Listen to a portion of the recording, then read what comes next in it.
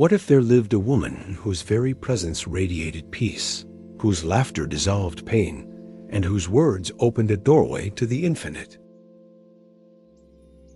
A woman so deeply absorbed in the divine that people from all walks of life, scholars, villagers, and seekers, traveled across India just to sit near her. This was Anandamayi Ma, the Bliss-permeated Mother, one of the most extraordinary saints of the 20th century. In today's video, we'll explore the wisdom preserved in the Essential Sri Anandamayi Ma. We'll journey through her life story, uncover her central teachings of presence, surrender, and divine love, and reflect on why her message still speaks so powerfully to us today. Let's begin by stepping into the world of Anandamayi Ma, the woman who lived every breath as an offering to the divine. Anandamayi Ma was born near Malasundari, sometimes recorded under other vernacular names, in a rural Bengali setting in the late 19th century.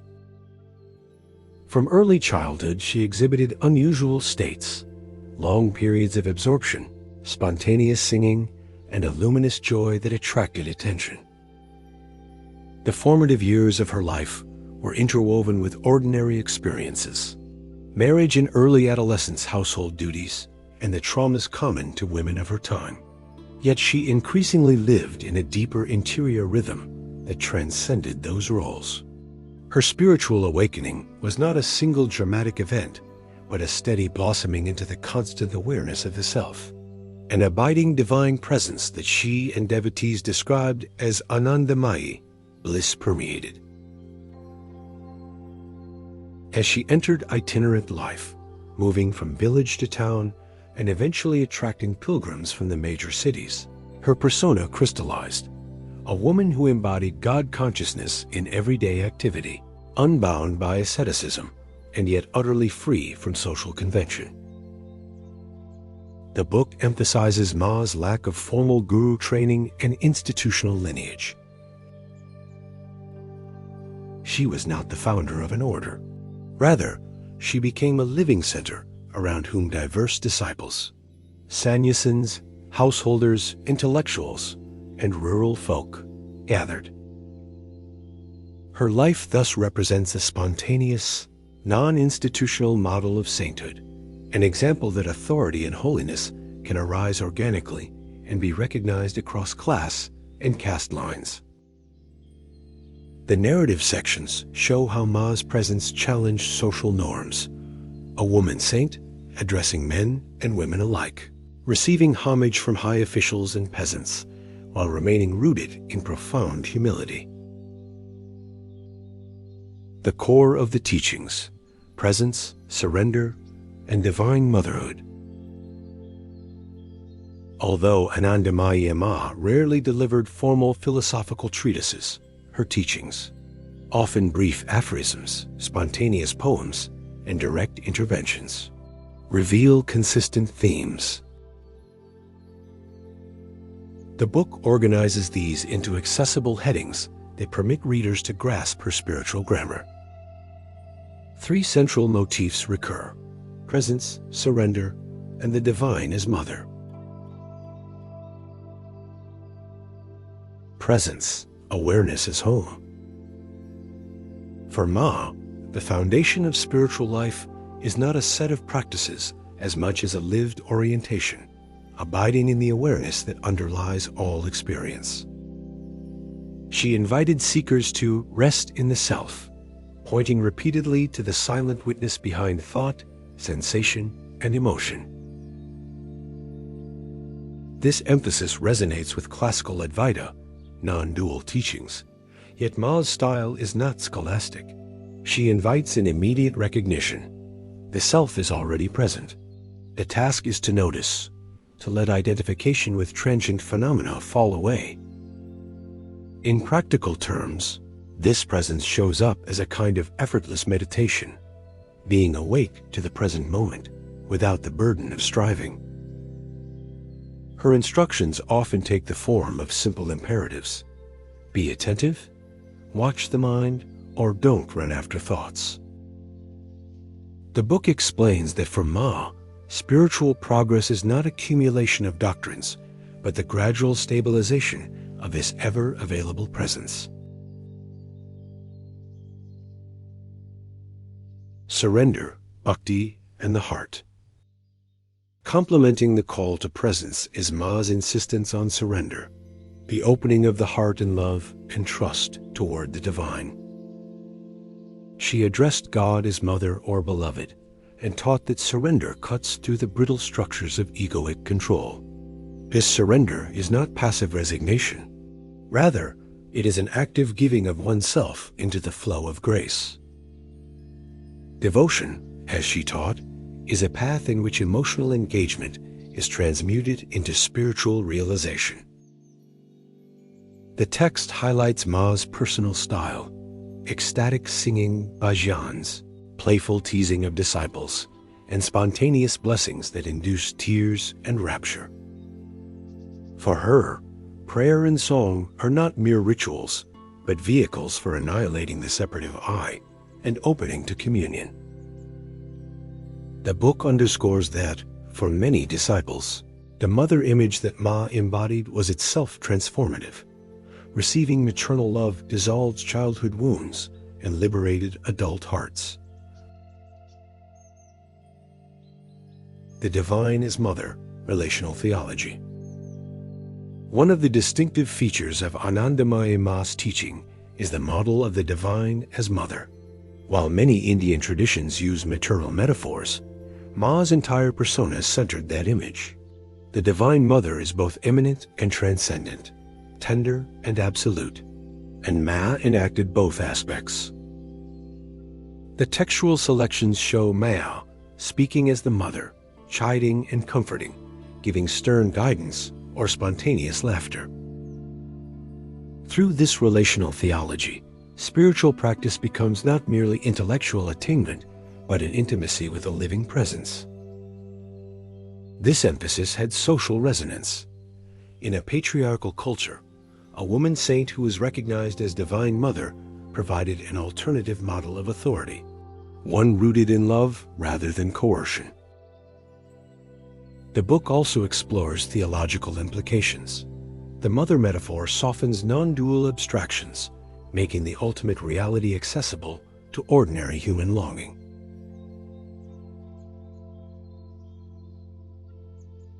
Practice and pathways. How Ma guided seekers. Although Ma de-emphasized formal systems, she did provide practical pointers, individualized and flexible, suited to each disciple's temperament. The book clusters these into several operative practices. Silent attention and self-inquiry. Ma often recommended silent attention to the inner witness. While she was not doctrinaire about particular labels, her guidance is compatible with self-inquiry traditions. When thought arises, trace it back to its source. Notice who is experiencing.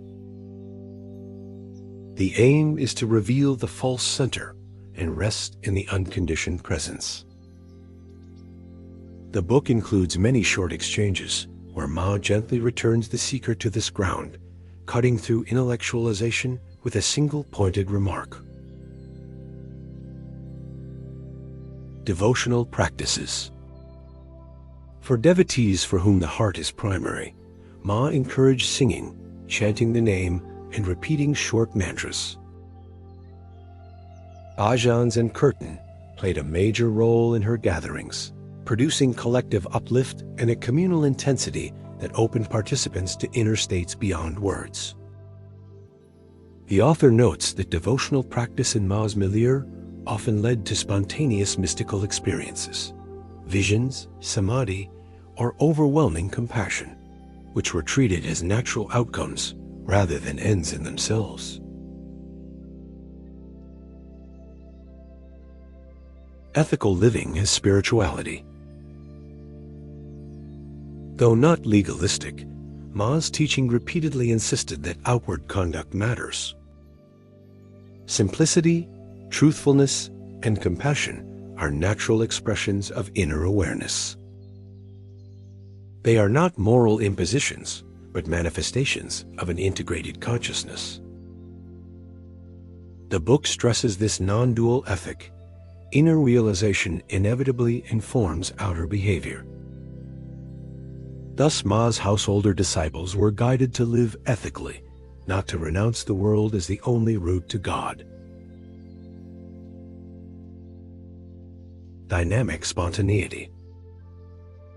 A recurrent practical theme is receptivity to grace in unpredictable forms. Since Ma herself embodied spontaneous action, she taught that the spiritual life is lived moment by moment. This includes being open to sudden changes, following an inner call, and trusting inspirations that come unbidden.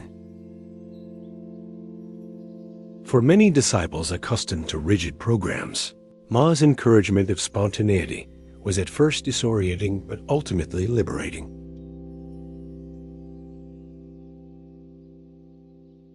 Interactions and emphases, the relational nature of guidance. The book devotes considerable space to recounting dialogues between Ma and her disciples. These vignettes are revealing.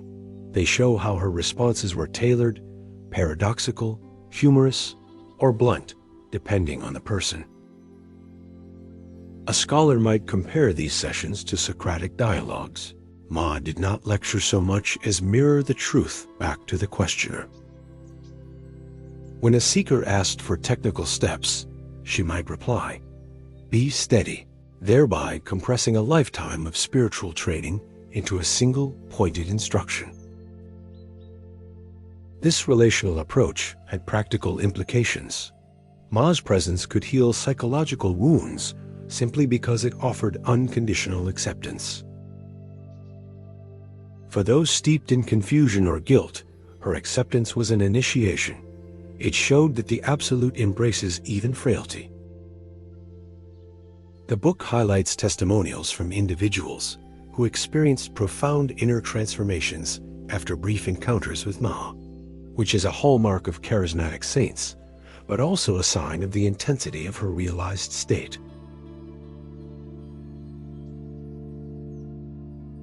Language and style. Simple words, profound impact. One of the book's strengths is its presentation of Ma's sayings in plain language. She rarely spoke in abstruse Sanskrit formulations. Rather, her sayings were earthy, poetic, and accessible. This democratic style made her teachings available across class and educational divides. The textual selection reveals her unique rhetorical mode, aphoristic, paradoxical, and often playful. The book suggests that this stylistic clarity is part of why her influence spread rapidly in 20th century India. The translation and editorial choices. Collecting sayings, arranging them thematically, and weaving narrative with doctrinal reflection, aim to make Ma's voice audible without exoticizing it. This editorial strategy is important. It helps readers see that Ma's message is not mere superstition, but a lived spirituality intelligible to contemporary seekers. Situating Ma, tradition and innovation. Anandamayi Ma stands at an intersection, rooted in Indian spiritual traditions, yet not confined to any single school.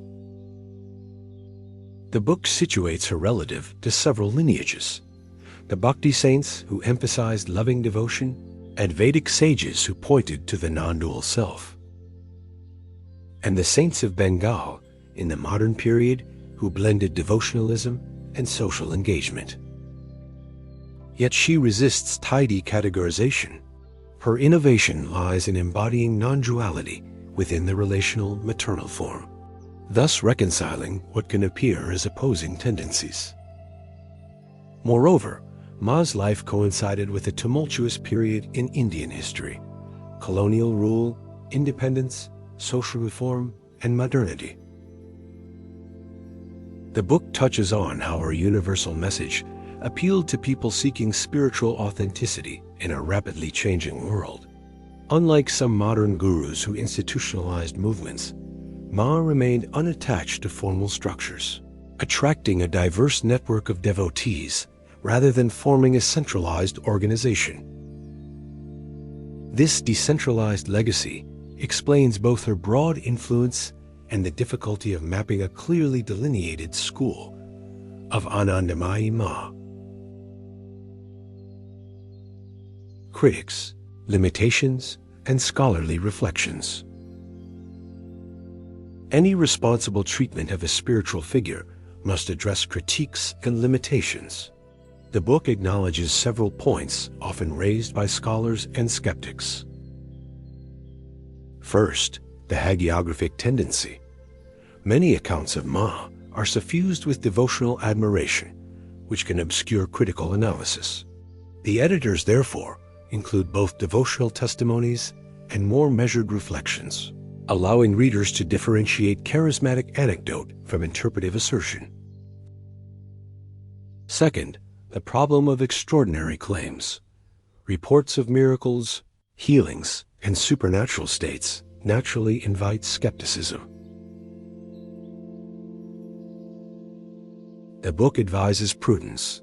Such reports can be meaningful within the devotee's religious framework, but should be evaluated critically by historians and psychologists. The editors present testimonials as religious phenomena rather than empirically conclusive events. Third, gender and social dynamics. Ma's role as a woman saint challenged many social norms, but it did not fundamentally redraw social structures. The book explores the paradox of a female divine who both subverted patriarchal expectations and existed within a society that remained deeply uneven. This duality is crucial. Ma's spiritual authority empowered many women spiritually, yet the larger political and economic structures of gender inequality required systemic change beyond spiritual charisma. Finally, the interpretive challenge. Rendering Ma's ephemeral sayings into a fixed doctrinal set risks freezing a living tradition. The editors are cautious about this and emphasize Ma's spontaneity and the contextual nature of her words. Legacy and contemporary relevance. Why does Anandamayi Ma matter today? The book proposes several reasons that resonate with contemporary spiritual seekers. Integration of heart and mind. Ma's synthesis of devotional surrender and direct awareness provides a balanced path for modern persons who seek authenticity without sectarianism. Embodied spirituality. Her lived example shows that spirituality is not merely a set of ideas, but a way of being in the world, treating ordinary life as the arena for realization. Non-institutional authority. In an age wary of charismatic institutions, Ma's decentralized legacy suggests alternative forms of spiritual transmission based on presence rather than bureaucratic structure. Universal accessibility. Because her teachings are concise and experiential rather than erudite, they remain accessible to people across cultures and educational backgrounds. Healing presence.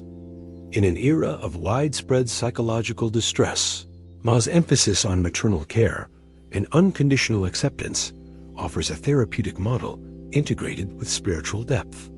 The editors also suggest that Ma's legacy invites cross-cultural dialogue.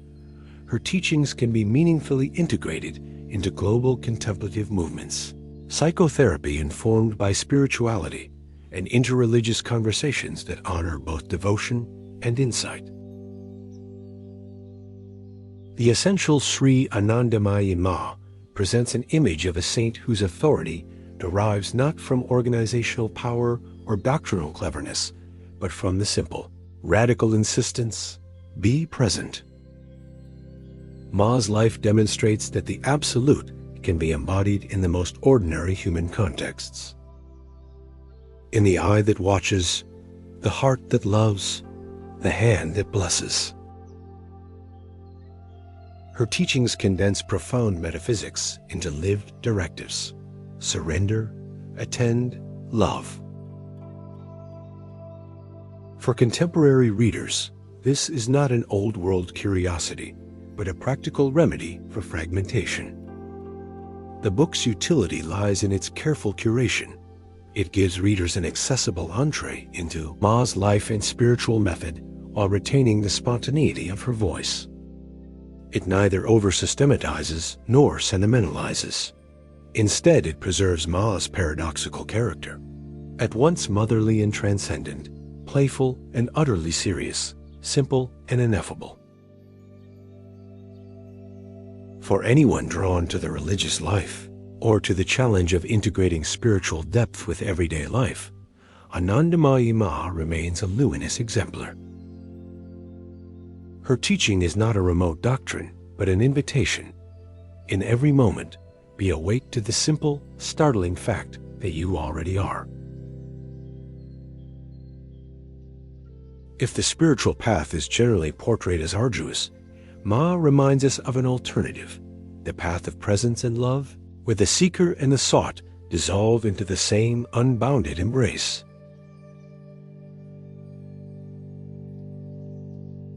If this journey into the life and teachings of Anandamayi Ma has touched you, I'd love to hear from you. Share your thoughts in the comments below. What was your favorite takeaway from her wisdom? Did her words on presence, surrender, or divine love resonate with you the most? And if you'd like to go even deeper, I encourage you to read the full book, The Essential Sri Anandamayi Ma. It's a treasure chest of inspiration for anyone walking the spiritual path. Don't forget to subscribe to the channel so you never miss new explorations into timeless teachings. Together, let's keep learning, reflecting, and growing in awareness.